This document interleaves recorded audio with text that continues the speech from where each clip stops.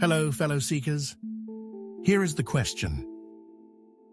It seems to be self-evident that something cannot emerge from nothing, as long as nothing is defined as truly nothing, not just empty space, since nothing does not contain potentiality.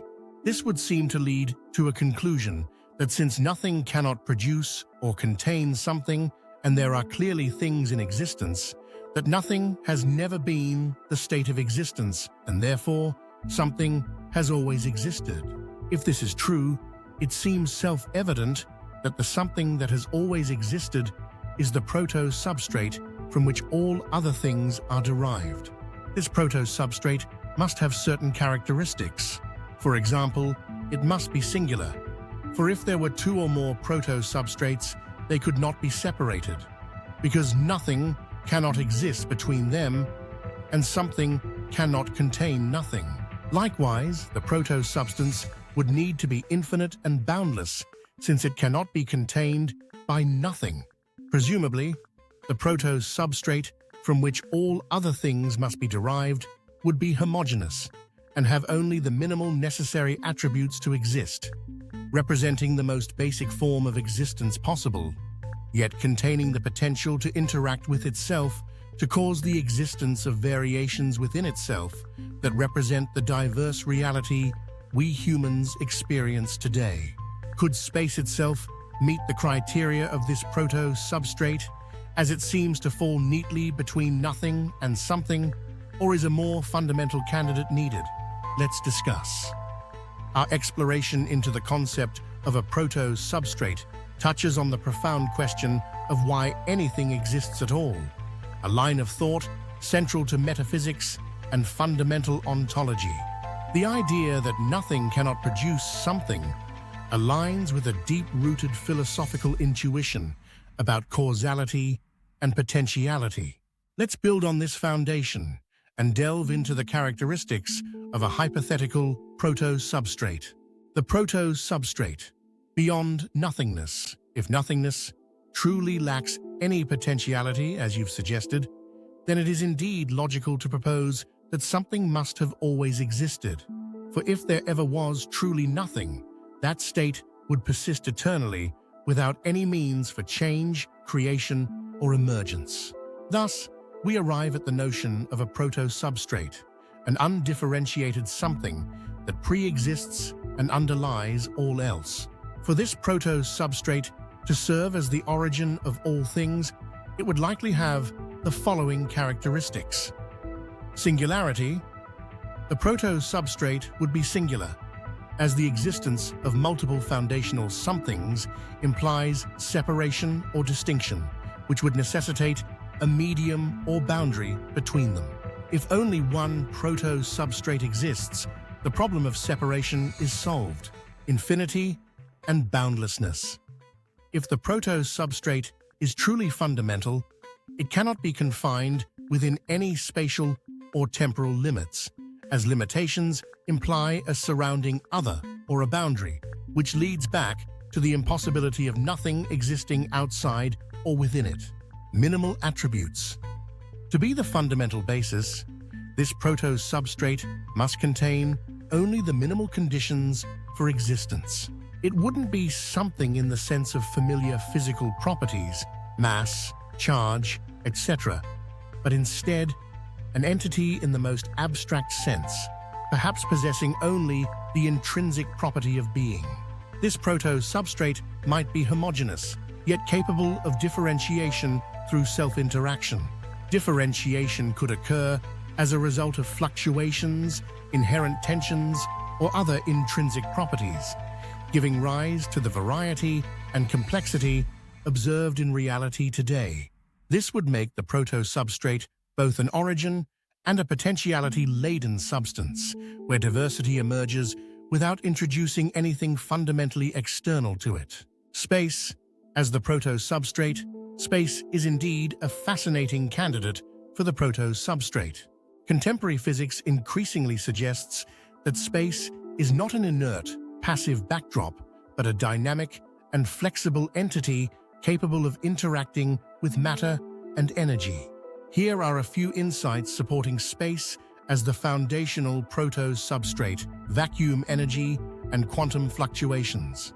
Quantum field theory reveals that even empty space contains fluctuations, the so-called vacuum energy, which gives rise to transient particles. These fluctuations suggest that space itself has properties and may be more fundamental than the matter and energy it contains. Emergence of space-time from quantum gravity. Some quantum gravity theories, like loop quantum gravity and string theory, suggest that space-time may emerge from a more fundamental quantum foam or non-spatial entity. This hints that what we call space might only be a projection or manifestation of an underlying, more abstract proto-substrate. Relational aspect of space. In some interpretations, space itself only exists in relation to the things within it. If true, this could suggest that space, as we perceive it, is a relational property of something deeper, perhaps a proto-substrate from which both matter and space arise. Beyond space, the need for a more fundamental substrate. If we consider the nature of quantum fields, which exist even in the vacuum state, it might imply that space is not the most fundamental element, but rather a feature of an even deeper level of reality. This leads to the idea that space might be a derivative or emergent property arising from an underlying proto-substrate. Possible candidates for this proto-substrate include quantum information. Some physicists and philosophers propose that information, rather than space or matter, is the true foundation of reality. From this perspective, reality consists of informational relationships with space, time, and matter emerging from patterns in this foundational information. Consciousness or awareness. A less conventional but historically rich perspective is that consciousness, in a non-personal, universal sense, is the proto-substrate. If consciousness is a fundamental aspect of reality, then matter, space, and time could be expressions or manifestations within it. The emergent reality from the proto-substrate, assuming that the proto-substrate is homogeneous, its potential to differentiate must be a self-contained property. This might occur through a spontaneous process that gives rise to structure and pattern within itself, allowing it to unfold into more complex forms. Consider the analogy of a fractal, which starts from a simple rule, but through self-iteration produces infinitely complex patterns. In this framework, diversity in the universe, including particles, fields, forces, and even space and time, emerges from the proto-substrate's capacity for self-variation. This unfolding could be seen as a form of self-exploration or self-expression, where the proto-substrate manifests its potential in myriad forms, constrained only by the parameters of logical coherence. Profound insights on the nature of reality. The notion that something must always have existed leads to profound insights. Eternal existence. If nothingness is truly impossible, then the cosmos, whether as our universe or as some deeper proto-substrate, must be eternal, without beginning or end. Unity and interconnectedness. A singular, boundless proto-substrate implies that all things are connected through their shared origin, regardless of their apparent separateness in space and time. This unity suggests that distinctions in reality are emergent rather than fundamental. Potential and actuality. The proto-substrate could embody a dynamic interplay between potential and actualization. Its capacity to produce diverse phenomena may not need an external force, but arises from its intrinsic nature, creating the fabric of reality through an internal drive toward expression. These insights lead to a profound picture of existence. The universe, rather than being a product of an arbitrary beginning, is an unfolding of an eternal proto-substrate.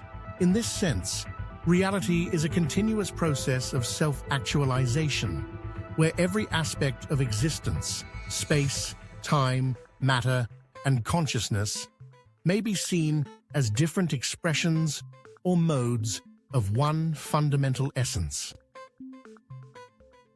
Thank you for spending time with me in the great abyss of knowledge that we call home.